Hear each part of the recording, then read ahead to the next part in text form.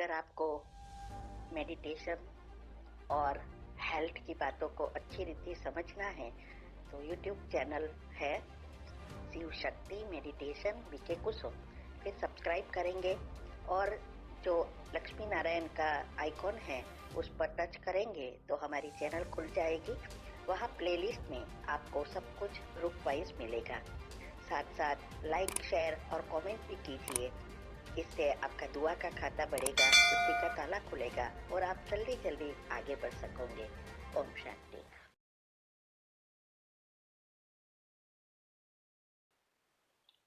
ओम शांति। आपका प्रश्न है, जब कोई खराब परिस्थिति आती है तो हम निराश हो जाते और फिर योग भी नहीं लगता। तभी हम बाहर स्थूल में खुशी ढूंढते और फिर योग लगता है। अगर ऐसी परिस्थिति आए तो पहले परमात्मा से खुशी लेनी चाहिए, न कि बाहर से। तो क्या इसका मतलब यह तो नहीं कि हमारी खुशी बाहर के वैभव पर आधारित है? उत्तर है हाँ। अगर आपको बाहर की चीजों से खुशी मिलती है और परिस्थिति से आप डाउन हो जाते हैं, निराश हो जाते हैं, योग नहीं लगता, इसका मतलब यही है अभी भी आपकी अवस्था नहीं बनी है। हमारे ये कोई भी पेपर आए, कितने भी कड़े पेपर हो, फिर भी हमारी अवस्था ऐसी होनी चाहिए, तुरंत फुल स्टॉप और शुभ भावना निकले और बाबा से जुड़ जाए। कोई भी कहाँ भी हो योग लगना चाहिए, तब हम पेपर में पास हो सकते हैं। देखो, आज की मुरली में भी कहा ना कि पेपर क्यों आते हैं? हमारे परीक्षा लेने के लिए। दुनिया में भी अगर हमें अगले स्टैंडर्ड में जाना है तो फिर पहले तो एग्जाम पास करनी पड़ती है ना। ऐसे ही जैसे जैसे हम आगे बढ़ते हैं और ही पेपर कड़े होते जाएंगे।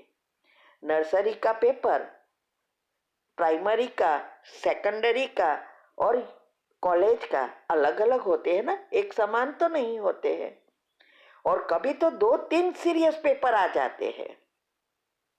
तब आपकी अवस्था पर नए कर्म बनते हैं। इसीलिए अगर हमारा मन बुद्धि एकाग्र नहीं होती, योग नहीं लगता, इसका कारण एक ही है कि वो परिस्थिति आप पर हावी हो जाती है। उसका ही चिंतन चलता है, ये क्यों हुआ, ऐसा क्यों किया, क्या क्या करे, यही चलता होगा। तभी तो योग नहीं लगता ना। तो जब हमारी स्वस्थिति पावरफुल है, तब हमारी स्वस्थिति परिस्थिति पर काबू उसके ऊपर हावी होती है, उसको बदल देती है। लेकिन अगर हमारी स्वस्थिति डाउन है, अभी बनी नहीं है, तो हर एक परिस्थिति चाहे वो छोटी भी क्यों ना हो, वो भी हमारे ऊपर हावी होकर बड़ी बना देगी। इसीलिए सारा पुरुषार्थ इसका ही है, मन बुद्धि से डिटेच होने का ही तो पुरुषार्थ है। और वही चीज हम बता रहे हैं। और इसकी ही 17 वीडियो तीव्र पुरुषार्थ ग्रुप में आती है। आत्मा की शक्ति, संकल्प शक्ति, इसके टॉपिक भी लिखे हैं, वो भी भेजते हैं। यूट्यूब पर भी सब रखा है। और बाबा कब मदद करता है लौकिक से अलौकिक जीवन में परिवर्तन होना, इसका भी हमने वीडियो यूट्यूब पर रखी है। तो इसीलिए हमारी जब तक अवस्था नहीं होगी, तब तक ये हमारी परिस्थितियां हमें फिर से डाउन कर देगी, मूलाधार चक्र में ला देगी। तो ये सारी बातें हम क्यों बता रहे हैं? हमारी पर्सनल चीजें भी बताई। क्यों? क्योंकि सभी इसको समझे। सिर्फ सुनने से कुछ नहीं होगा, सुनकर समझना है, उसके पीछे पढ़ना है, एक एक टॉपिक को समझने के लिए 10-10, 25-25 बार पढ़ना है, सुनना है, फिर उसमें से पॉइंट निकालना है, उसके ऊपर चिंतन करना है।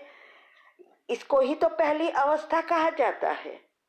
कई बार हम कहते हैं पहली अवस्था में बताया है 5 प्रश्न निकालो, तो कईयों तो क्या करते हैं 5 प्रश्न निकाल कर मुझे भेज देते हैं।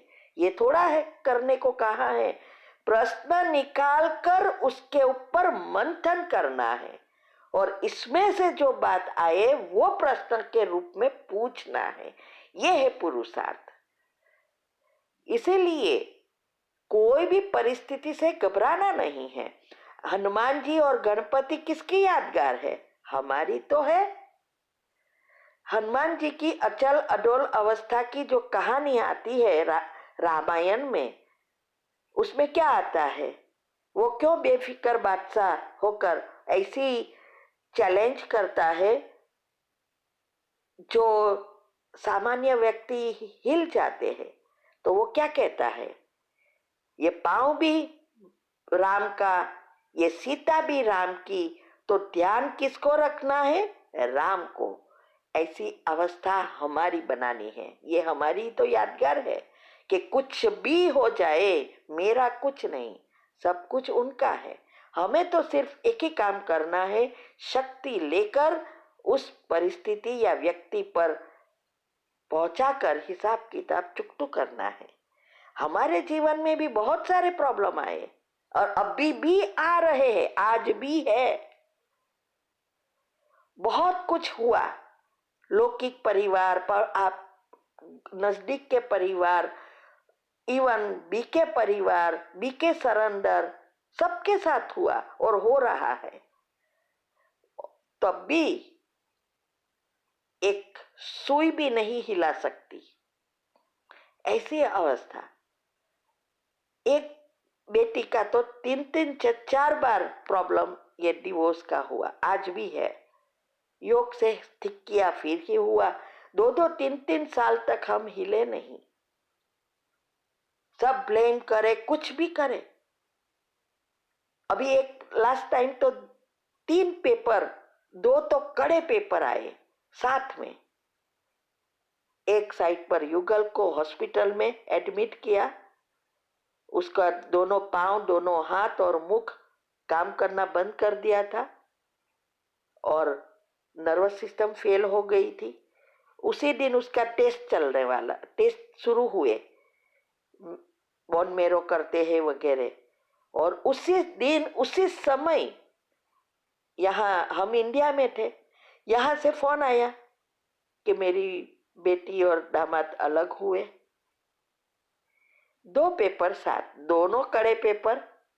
अभी उस समय भी हमने फुल स्टॉप लगाकर योग किया युगल के लिए, बोन मेरो में कोई प्रॉब्लम ना होवे और उसका पेन ना, क्योंकि वो बहुत पेनफुल होता है। और योग किया, उसको तो पता भी नहीं चला। मैंने बोला हो गया, तो क्या? हाँ, कुछ पता नहीं चला। ये है योग। कोई भी क्या हुआ है ऐसा भी क्या करूं, ये नहीं, फुल स्टॉप। फिर पता है कि एक का अर्जेंट है, किसका? तो के युगल का।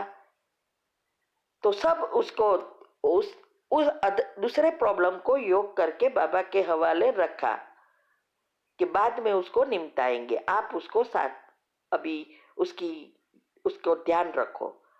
और इसके लिए बाबा से बात करके जैसे सारा दिन योग किया। और उस समय तो युगल का स्वभाव भी कैसा हो जाता, चिड़चिड़ा हो जाता है। उसको खिलाना पिलाना बेबी जैसा करना पड़ता था।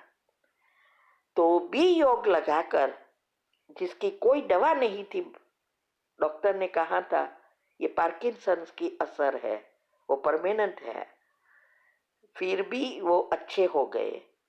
फिर यहाँ आके 1 साल के बाद बेटी के लिए शुरू किया, उसके लिए बार बार घंटा योग किया और फिर से साथ हुए। सोचो इतने कड़े पेपर। इसीलिए हमारी अवस्था पर आधारित रहता है और कितना ज्ञान को पचाया है, स्वरूप बने हैं, उस आधार पर ये सब पॉसिबल इम्पॉसिबल का पॉसिबल होता है। और धैर्यता चाहिए, पूरा विश्वास निश्चय चाहिए। और कभी कभी ना भी हो जाए तो भी कोई नेगेटिव विचार नहीं। 3-3 भी लगे हैं तो ये है पुरुषार्थ। तो अगर हमारी अभी भी खुशी बाहर की चीजों में है तो हम आगे नहीं बढ़ सकते। इसीलिए ये सारी बातों को अच्छी रीति समझो। आपको तो सब मक्खन मैंने रख दे दिया है, सब उबालना सीख जाओ ना। ठीक है। ओम शांति।